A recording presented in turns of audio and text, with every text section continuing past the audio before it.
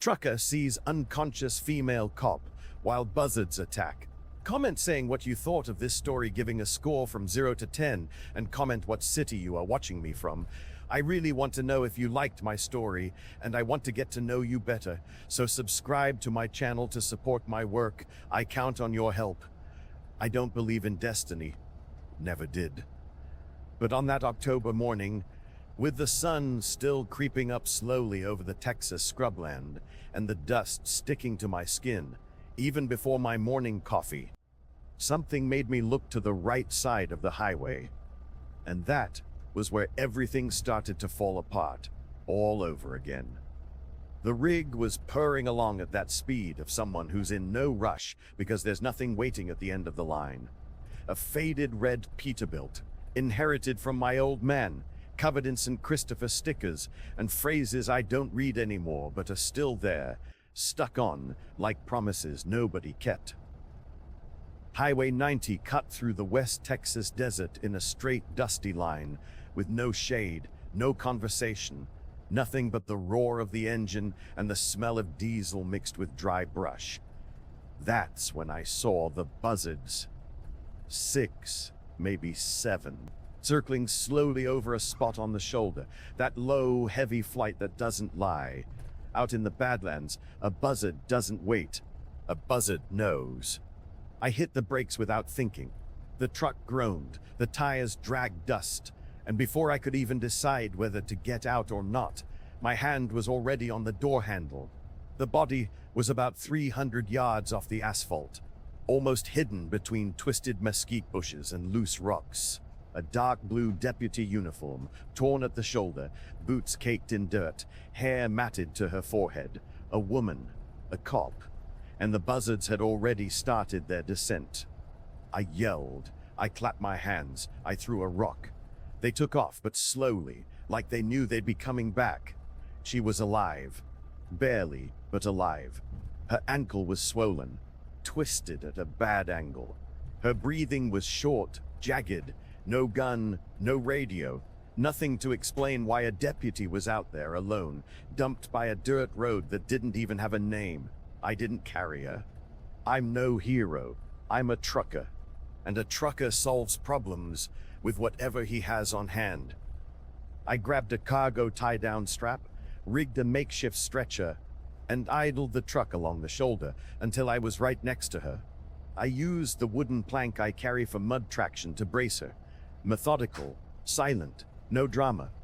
But when I went to adjust the strap under her shoulders, her hand clamped around my wrist with a grip that made no sense for the shape she was in. Her eyes opened, just a slit, but they opened. And she said, her voice dragging, broken, "Don't tell anyone." Then she let go, passed out again. I didn't understand, but I listened. I put her in the cab, laid her out on the sleeper bunk I use when there's no cheap motel on the route. I covered her with an old blanket that smelled like motor oil and sweat, put the truck in gear, and kept driving. Oak Haven was 40 minutes away, a small town, the kind where everybody knows everybody, and whatever happens on Saturday is still the main topic of conversation by Wednesday. The county clinic was right at the town limits, a low building with peeling paint, 2 plastic chairs on the porch, and a ceiling fan that made more noise than breeze. I parked out front, popped out. The receptionist, a woman in her 50s, hair pulled back in a tight bun, red nail polish, looked up from her magazine and frowned when she saw me. "I need help," I said. "There's a woman in my truck, a deputy. Found her off the highway. Needs a doctor." She blinked, looked at me, looked at the rig, and walked over to the window slowly, like someone trying not to look nosy, but absolutely being nosy. When she saw the uniform, her face changed. It wasn't fear, it wasn't surprise, it was recognition. She marched back to the counter, grabbed her cell phone, and disappeared down the back hallway without filling out a single form. I just stood there, hand still resting on the doorframe, feeling that old, familiar sensation that something was very wrong, but without being able to put a name to it. 5 minutes later, she came back, called a nurse. They brought a gurney. They wheeled the woman inside. Nobody asked me anything. Nobody asked for my ID. Nobody wrote down my name.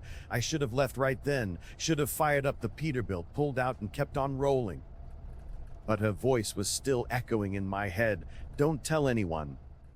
And something about that plea, about that desperation, anchored me there. I sat down on the plastic chair on the porch, lit a cigarette, and waited. 2 hours later, the nurse walked out. She woke up, he said. Wants to talk to you.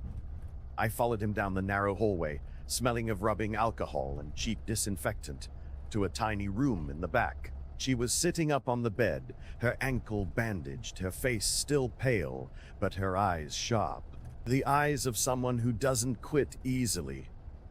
Thank you, she said. I shrugged. You said not to tell anyone. Why?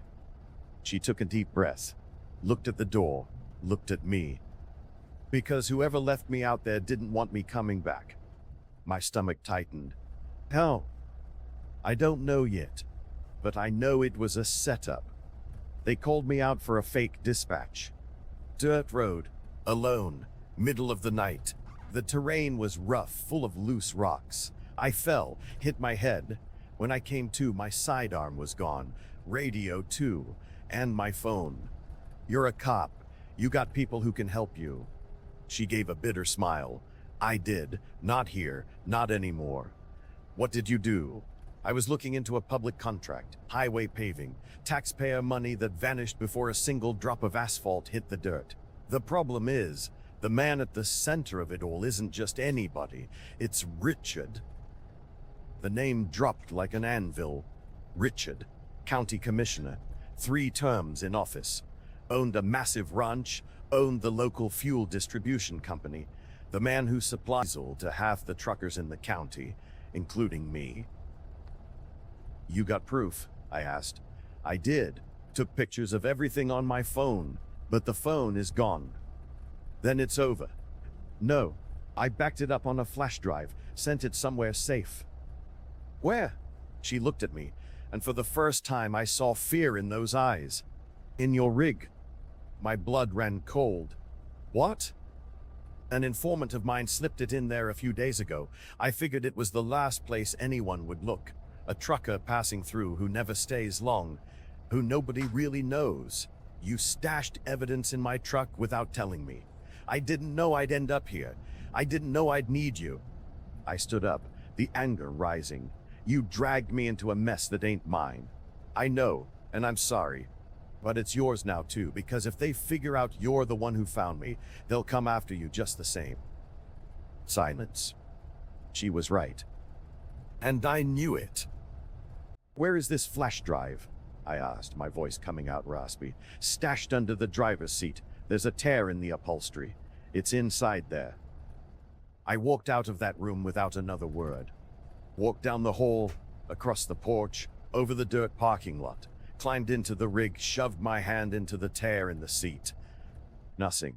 I dug deeper, ripped it a little wider. Felt every corner. The flash drive wasn't there, and that was when it hit me. Someone had tossed my truck before I even got to it. I went back into the clinic. She saw my face and knew before I even opened my mouth. It's gone, I said. She closed her eyes, took a deep breath. Then we've already lost. No, I said, not knowing where that sudden certainty came from. We're still breathing. Which means they don't know exactly how much we know. She opened her eyes, looked at me. Why are you doing this? I didn't answer right away, because the answer was too complicated to fit into a single sentence. Because 6 years ago, I did the right thing and lost everything. Because ever since then, I swore I'd never stick my nose where it didn't belong. Because I don't believe it's ever worth it. But also because that morning, when I saw the buzzards, something inside me just couldn't keep driving. Because I saw you out there, I said, and I couldn't pretend I didn't. She nodded, like someone who hears more than the words being spoken, and right there, in that tiny back room of a Texas county clinic, With the ceiling fans squeaking and the smell of rubbing alcohol in the air, we made a silent pact, and we were gonna have to ride it out together. The town started talking on the third day. I didn't notice it at first. I noticed it when I stopped at the only gas station that still gave me credit, and Ron, the owner, wouldn't look me in the eye when I climbed down from the cab. I noticed it when the cashier counted my bills twice, real slow, like she wanted me to hurry up and leave. I noticed it when a guy at the next pump muttered, low, but not quite low enough. That's the guy. I got back in the truck, not fully understanding that the feeling was already there, crawling on my skin. That feeling of being watched, of being judged, of being guilty before anyone even made a charge. Sarah got better fast, faster than I expected. By the 5th day, she was already hobbling down the clinic hallway on crutches, her ankle still wrapped but her mind razor sharp. She was it still, and that was when she started rebuilding what she had lost. I need paper, she told me, when I came to check on her that afternoon. And a pen.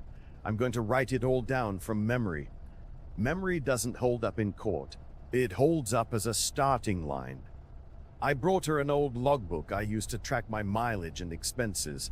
She took it and started writing. Names, dates, dollar amounts, everything she could recall about the bids, the ghost projects, the contracts that never turned into paved roads.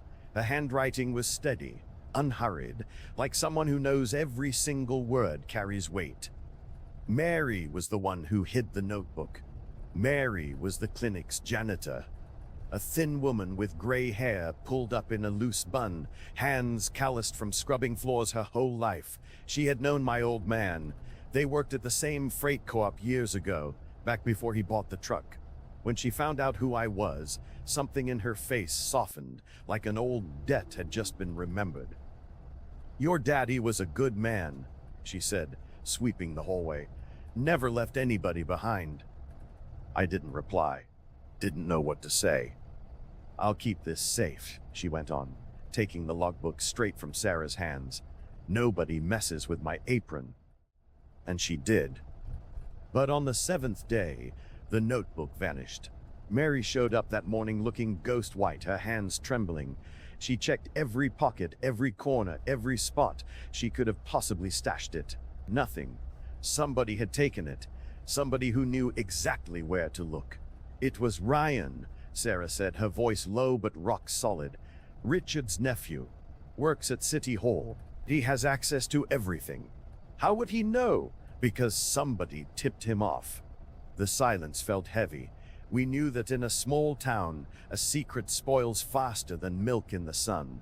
But knowing that didn't make it any easier to swallow.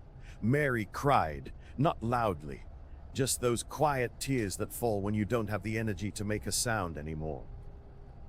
Sarah put a hand on her shoulder, but didn't say a word, because there were no words that could fix it. That was when Mary spoke up, barely a whisper. "I took pictures." We both stared at her. "I took a picture of every page before I hid it, on my old flip phone. I figured it was better to have a backup." Sarah took a deep breath, closed her eyes. When she opened them, there was a different kind of fire in there. "Do you still have the phone?" "I do." "Then we still have a shot." But that shot didn't last long. On the 8th day, Mary was called into the clinic director's office. When she came out, all the color was drained from her face. Her cleaning contract had been terminated. No warning, no explanation. She had 2 weeks to clear out. 2 young grandkids to feed, no other source of income, and an old beat-up phone with photos that could bring down a county commissioner. I watched her completely fall apart. I saw the crushing weight of it. The exact same weight I had carried 6 years ago when I lost everything for trying to do the right thing. "I can't do this," Mary said, her voice cracking. "I can't lose my job. Not right now." "You won't lose it," Sarah told her. "We're going to fix this." "How? You have no authority here. You're completely alone." "I'm not alone." Mary looked over at me. I looked away, because she was right. We were totally isolated, and every move we made just dug the hole deeper. It was that night I found the tracker. Mike was a mechanic. Young guy, early 20s, ran a small garage on the outskirts of town. He had fixed my rig's brakes a couple of weeks prior, and when I called asking him to check out a weird rattling sound near the chassis, he told me to bring it in. I pulled the truck into his bay. He got it up on the lift, stayed underneath for about 10 minutes. When he came back out, he was dead serious. "You've got a tracker on here," he said. "What?" "GPS tracker, slapped right under the frame, fresh install, professional grade." My blood turned to ice. "Since when?" "Couldn't tell you, but it's pinging. Somebody knows exactly where you are 24/7. I took a deep breath, the anger boiling up, mixing with the fear. "Can you take it off?" "Yeah, but if I rip it out, they'll know you found it. And if you don't, they keep knowing your every move." I just stood there, staring at that little chunk of plastic and metal clinging to my rig like some invisible leech. I thought about tearing it off. I thought about chucking it into the woods. I thought about giving up on the whole damn thing and driving away forever. But then I thought about Mary. I thought about Sarah. I thought about the buzzards. "Leave it," I said. "Leave it right there, but log its position. Take a picture of it. Keep a record." Mike nodded, did exactly what I asked, and when I finished paying him, he muttered real low, "Watch your back, man. These people do not play around." I knew that. I always did. By the 9th day, the whole town knew my name. Or rather, they knew the version of me they were supposed to know. It started in the school PTA Facebook group, then at the pharmacy counter, then wrapped up in the pastor's thinly veiled sermon on Sunday morning. It wasn't a direct accusation, it was a shadow, an insinuation. That trucker who showed up with the detective, folks say she was already acting crazy before she got here. Who knows what really happened out there? Rachel, the town hall secretary, kept feeding the rumor mill with made-up details.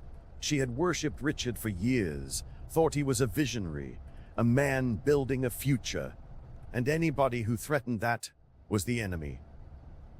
Paul, a veteran driver who should have had my back, got a phone call from Richard. After that, he stopped returning my texts. Ron, down at the truck stop, cut off my credit line. No explanation. I became the outsider, the suspect, the guy nobody wanted standing too close. I tried to file an official police report, went down to the sheriff's station, waited half an hour in the lobby, laid out the whole situation. The acting sheriff, a heavy-set guy in his 50s with a tired voice, listened to me without saying a word. When he finished, he let out a long sigh. "Detective Sarah is still under medical observation. She can't make a formal statement right now. But I can. You can. But without her corroborating, it's just your word against the whole town. And that doesn't mean anything." He looked at me, and in that look, I saw everything I needed to know. "It means something," he said. Just not aching. Not from anger, from pure helplessness. I went back to the clinic. Sarah was out on the porch, sitting in that plastic chair, staring out at the empty horizon. When she saw me, she didn't even ask. My face said it all. "They're icing you out," she said. "Yeah. And it's gonna get worse." "I know." She looked at me, and for the first time, I saw guilt in her expression. "You can walk away," she told me. "Fire up the rig and disappear. I won't hold it against you." I stayed quiet. I thought about my dad. I thought about the woman who left me. I thought about all the places I tried to start over and failed. "I already ran away once," I said. "Didn't fix a damn thing." She nodded, like she understood perfectly, and right there, on that porch, with the sun sinking slow over the scrubland and the fan rattling inside the clinic, we both realized there was no turning back. The road had shifted, and now we were going to have to drive it all the way to the end. The reporter showed up on the 10th day, Emma, a name that sounded out of place because nobody in Oak Haven worked for the media. She was with a regional radio station doing freelance pieces, and she had heard Richard's spin about the unhinged detective and the shady trucker. Except something in that narrative wasn't adding up for her. "The timeline is off," she told me, sitting in the very same plastic chair where Sarah spent her afternoons. "Richard claims you showed up with her already banged up, but the clinic logs show you arrived before any official dunes. Richard claims you showed up with her already banged up, but the clinic logs show you arrived before any official dispatch went out. How could you possibly know where she was?" "Because I saw her," I answered. "Saw the buzzards. Pulled over. Simple as that." A little too simple for this town to swallow. The town already decided what it wants to swallow. She scribbled something in a little notepad, looked at me, looked at Sarah, who was sitting quietly sizing her up. "I can help," Emma said. "I have contacts. I can broadcast this outside county lines." "And why would you do that?" Sarah asked, her tone steady but laced with suspicion. "Because I'm a journalist, and because a well-rehearsed lie pisses me off." Sarah didn't answer right away. She glanced at me. I just shrugged. I didn't trust her. I didn't trust a single soul in this town, but we were fresh out of options. "All right," Sarah said, "but if you stab us in the back, I promise you I hold a grudge." Emma smiled. It wasn't a comforting smile. "Fair enough." She left, promising to be back in 2 days. Said she needed to verify a few things, talk to some people, put the story together properly. I believed her, or at least I wanted to. But on the 12th day, she vanished, stopped returning calls, didn't show up, didn't text, just dropped off the face of the earth like she never existed. "She bailed," I said. "Or she got squeezed," Sarah replied. "Mary was the one who brought us the news. She was still coming by the clinic, even though she didn't work there anymore. She came because she was friends with the nurse, because she needed to stay in the loop, because in a small town, vanishing completely is worse than showing your face. And during one of those visits, she heard the gossip. "Emma is dating Ray," Mary whispered, keeping her voice incredibly low. "Works for the city. He was involved in those bidding contracts." Sarah squeezed her eyes shut, let out a long breath. So she wasn't an objective party. "Nobody is objective around here," Mary replied, and she was absolutely right. Ray had been summoned to Richard's office. A brief meeting behind closed doors. Nobody saw what happened in there, but everybody saw Ray walk out looking like a ghost, his hands shaking. The very next day, Emma texted Sarah saying she couldn't pursue the story anymore. No context, no apologies. "He threatened him," Sarah said. "He threatened Ray, and Ray begged her to drop it." "And she did what she was told," I finished. "Everybody does what they're told," Mary said, sounding utterly exhausted. "Because everybody has a vulnerability." That night, I was lying in the sleeper cab, trying to catch some shut-eye when I heard the noise. Footsteps, light, slow. I opened my eyes. The cab was pitch black, just the yellow glow of a street lamp bleeding through the foggy window. I froze, listening. The footsteps stopped right outside my door. Somebody was out there. I grabbed the tire iron I kept stashed under the seat, popped the door open slowly, trying not to make a sound. Jumped down. There was nobody there. But when I looked at the ground, I saw them. Boot print, a folded piece of paper pinned under a rock. I picked it up, unfolded it. 3 words scribbled in pen. "Leave while you can." I climbed back into the rig, locked the doors, sat there in the dark, gripping that piece of paper like it was a live grenade. I didn't sleep a wink that night. On the 13th day, Angela got transferred. Angela was a social worker. She was based in the next county over, but came to Oak Haven twice a week to handle welfare checks and support cases. She had been helping Sarah with all her medical paperwork, the insurance forms, everything necessary to make sure she had legal cover while she recovered. The transfer came straight from the top. Mandatory, reassigned to a different district. No room for appeal. They're cutting off all our lifelines, Sarah said when she got the news. Anyone who might help me. And who's left? Nobody. Mary brought the flip phone on the 14th day. She had kept it hidden, shoved under her mattress, wrapped in an old rag. The photos were still on there, all of them, every single page of the logbook she had snapped before it was stolen. I can't take it anymore, Mary said, her voice choking up. I can't carry this burden all by myself. Sarah took the phone, scrolled through the pictures. One by one, her eyes were red but completely focused. You saved everything, Sarah told her. You saved the one thing that can actually put him behind bars. And what good does it do? Mary fired back. I lost my livelihood. I'm gonna lose my house.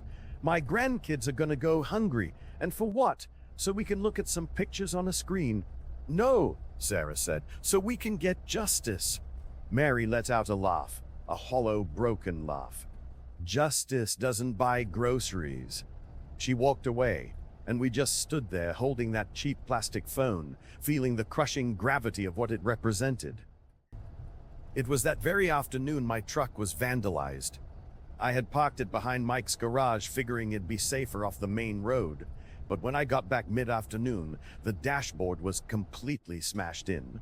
The electronic logging device, the computer that tracks my routes, hours, and stops, was ripped out of the console.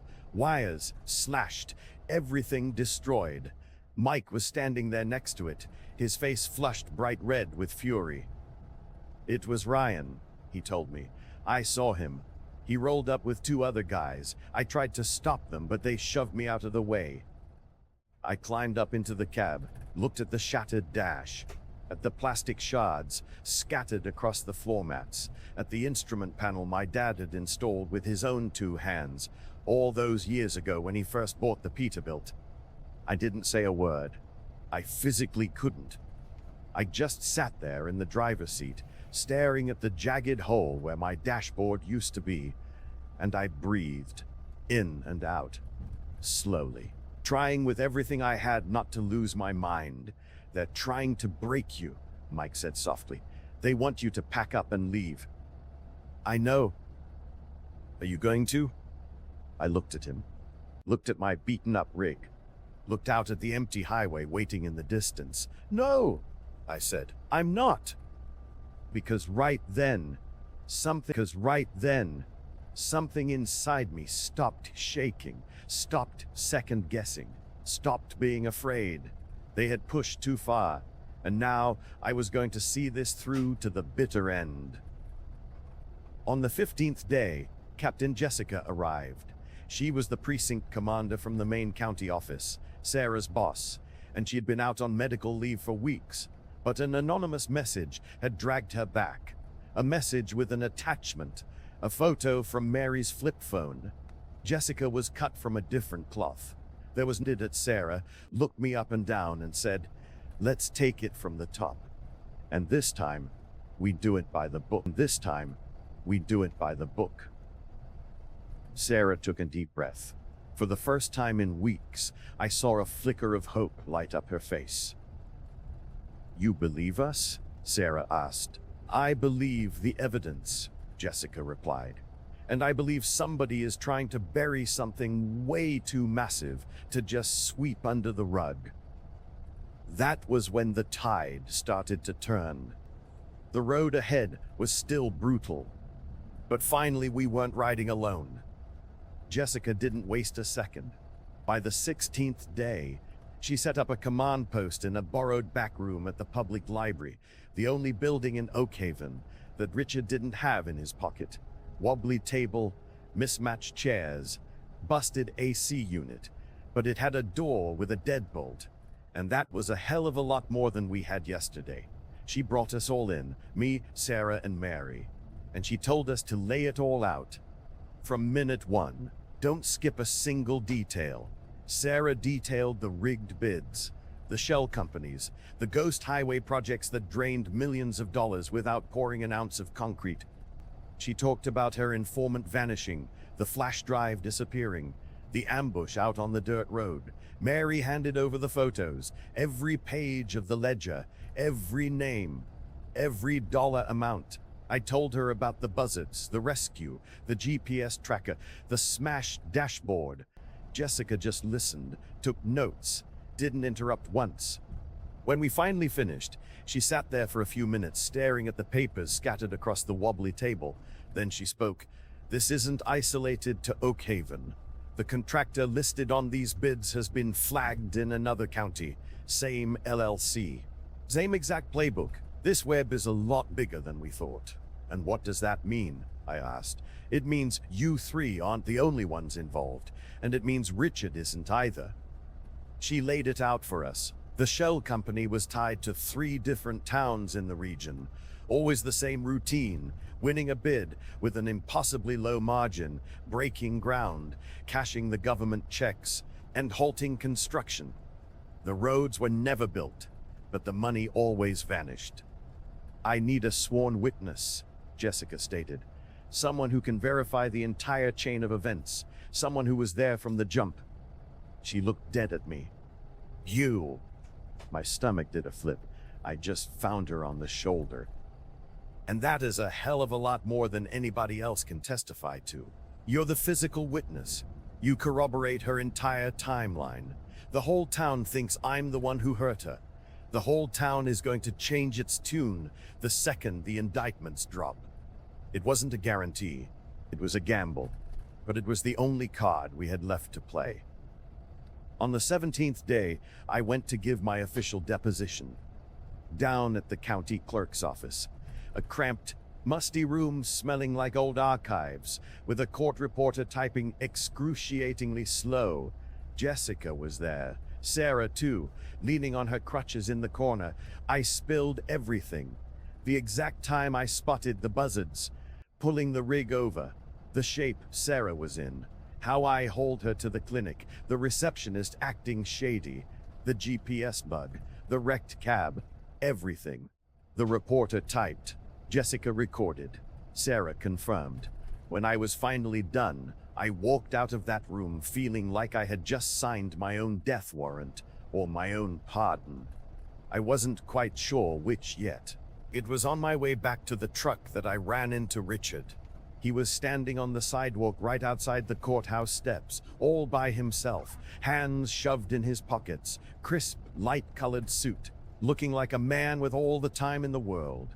He saw me, and he smiled. I stopped dead in my tracks. He closed the distance, slow and steady. "Jack," he said, his voice smooth, almost polite. "You're making a massive mistake." "I'm not making anything, just telling folks what I saw." "And what exactly did you see?" "A woman lying in the dirt. That doesn't prove a damn thing.